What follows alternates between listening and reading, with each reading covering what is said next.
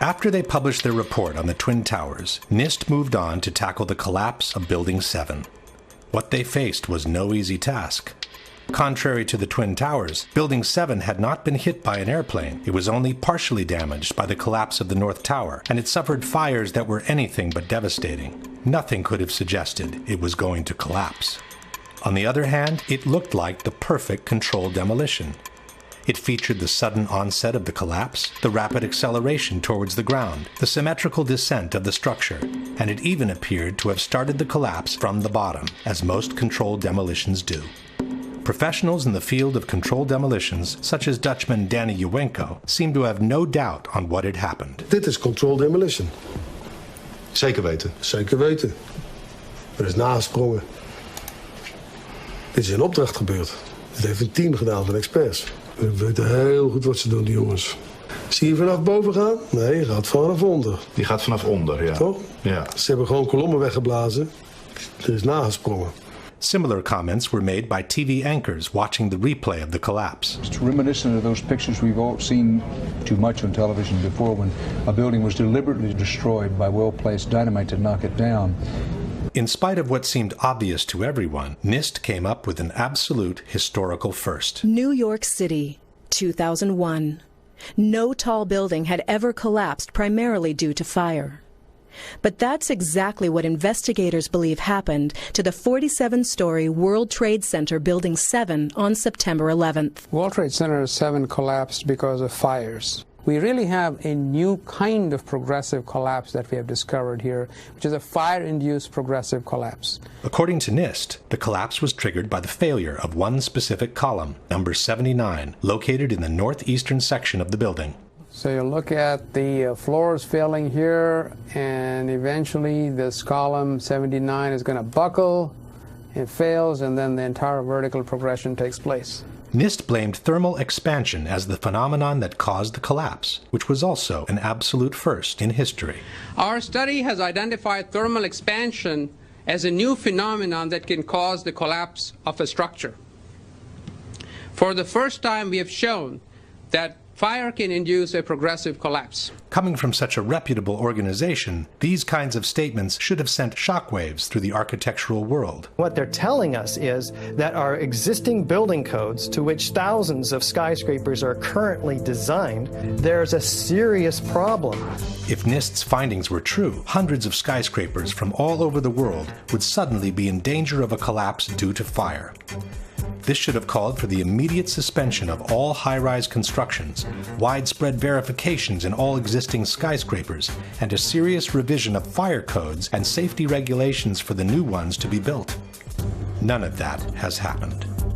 Steel skyscrapers have continued to be built just as usual. The ones that caught fire, even when fully engulfed in flames, have continued to remain standing. And not one of the basic tenets of fire protection has been modified when it comes to designing high-rise steel buildings. At the same time, it should be noted that NIST's report on Building 7 was never published by a peer-reviewed publication. This means their analysis of the collapse cannot be validated from a scientific point of view. Even though this was an unprecedented event in history, we are being asked by NIST to take their word for the soundness of their conclusions. It's based on sound science, and it is consistent with all the observations we have. But it has never happened before, right?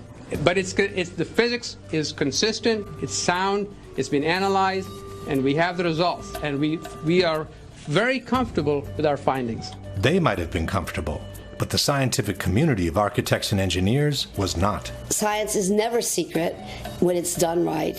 Science isn't science unless it's published, unless it's openly published and made available for criticism. Architects and Engineers has asked NIST to at least verify the computer model on which they've based their theory of the collapse. But also in this case, NIST has refused to make their data public. Structural engineers rail against NIST because they refuse to show the visualization. It's a black box. You cannot download any of this data. This means that also for the accuracy of their computer model, we have to take NIST's word for it. Here is our structural model showing the building collapsing, which matches quite well with the video of the event. This is the video of the event. On the right is one of the two animations released by NIST on the collapse of Building 7. When you observe the footage of how the building failed, and when you look at the animation of the failure, and compare that to what you actually observe in reality, I think they disprove their own theories. It is impossible for it to fail the way they said. The second animation released by NIST is even more inconsistent with the real event. While the animation shows a pronounced inward bending of the top of the structure, the video footage shows the entire top section of the building maintaining its shape all the way through the visible part of the collapse. This can be verified by different angles. If this is what NIST calls matching quite well, one can imagine what the reliability of their entire report can be. A similar problem is presented by the computer model NIST has used to simulate the progression of the fires in the building. This computer model was developed by NIST, and no one has been allowed to verify it.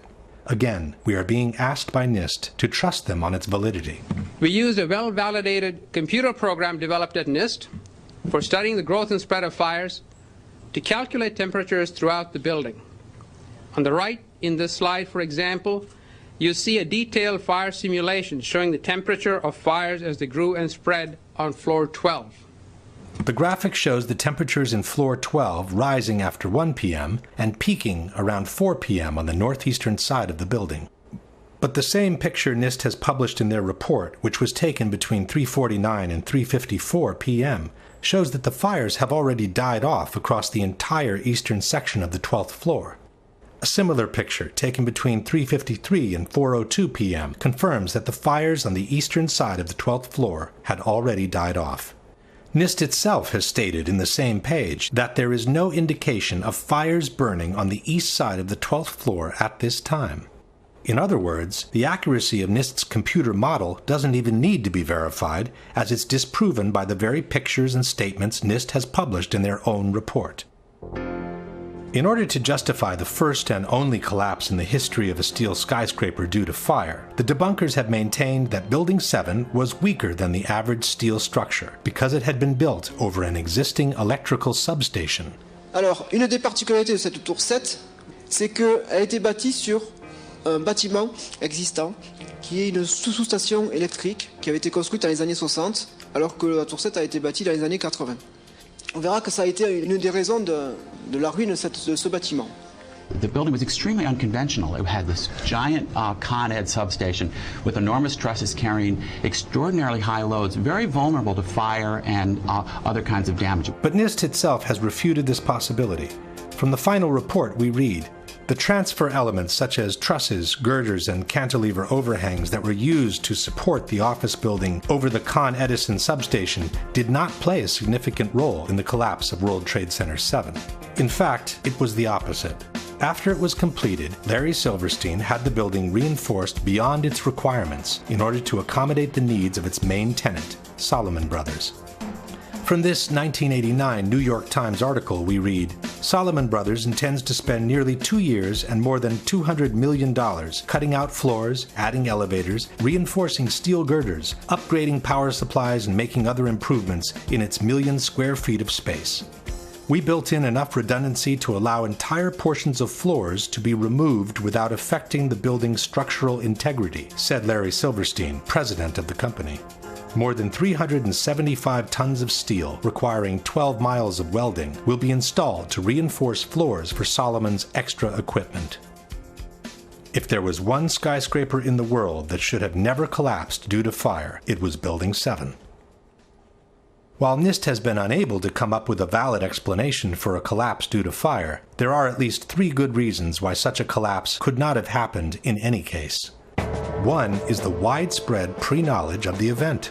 As we have said before, the collapse of a steel structure due to fire is considered an absolute impossibility in the architectural world. Steel structural frame buildings, high-rise buildings, simply do not collapse due to fire.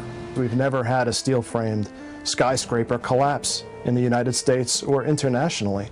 No high-rise steel structure has ever been destroyed by a fire in the history of construction. Consequently, if Building 7 was truly brought down by fire, it would have been a totally unexpected event, which would have taken everyone by surprise. It turns out instead that dozens of policemen, firemen, and first responders had been warned that the building was going to come down as early as 5 hours before it happened. All I can attest to is that by noon or 1 o'clock, they told us we had to move from that triage site up to Pace University, a little further away, because Building 7 was going to come down or being brought down.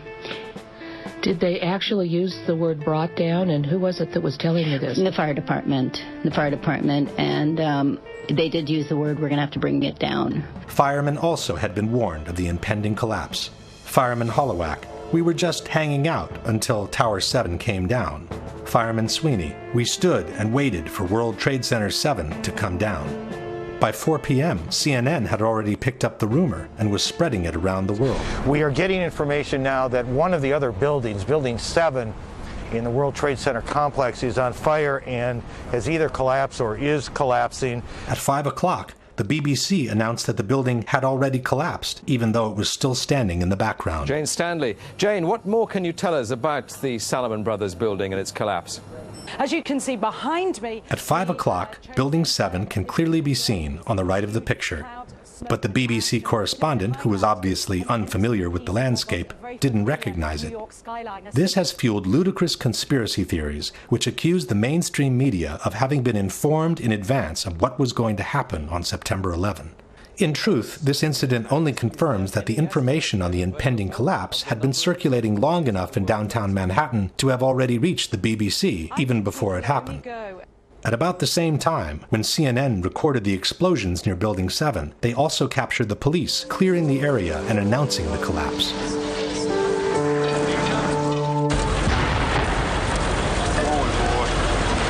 Keep your eye on that building, it'll be coming down. The building is about to blow up. Move it back. Back here. All right, guys?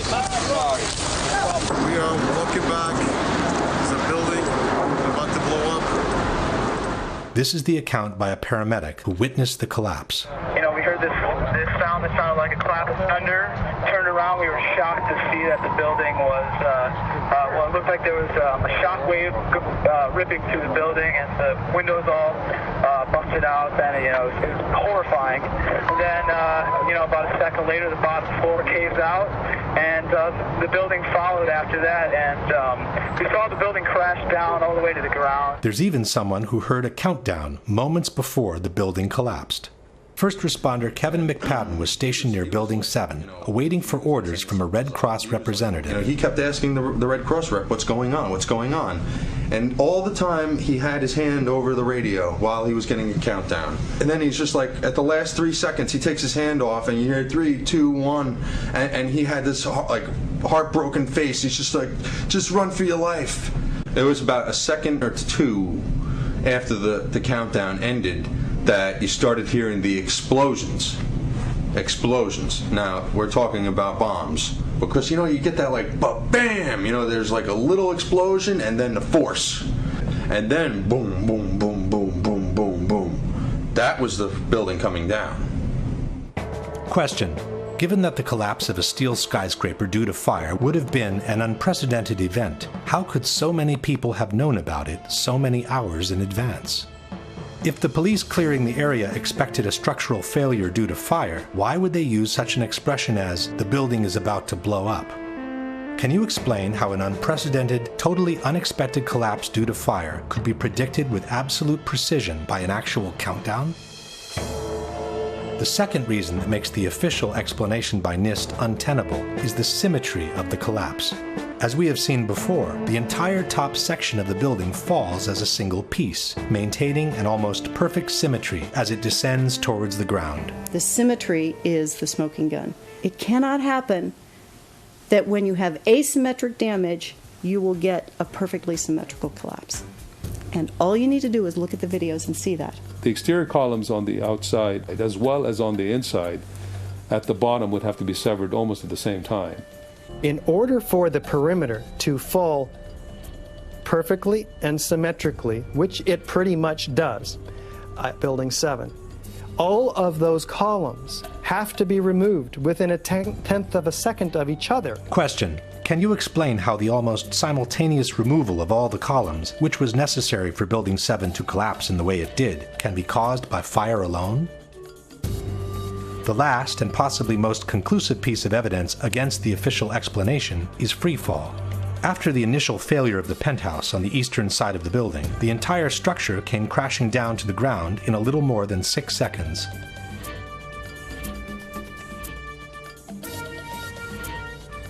David Chandler of Architects and Engineers has measured the downwards acceleration of the building from the start of the global collapse. We can measure the acceleration of Building 7 by video analysis. The slope of the velocity graph gives the acceleration. Note that global collapse starts suddenly, and for the next 2.5 seconds the building accelerates at the rate of 9.88 meters per second squared. In other words, the rate of collapse of World Trade Center Building 7 over the first 2.5 seconds is literally indistinguishable from free fall in a vacuum. When Architects and Engineers presented NIST with these calculations, they forced them to correct their preliminary report and acknowledge the free fall of the building for the first 8 stories of the collapse. From NIST's final report we read, a more detailed analysis of the descent of the north face found 3 stages. The first was a slow descent with acceleration less than that of gravity that corresponded to the buckling of the exterior columns at the lower floors. The second stage was a free fall descent over approximately 8 stories at gravitational acceleration for approximately 2.25 seconds.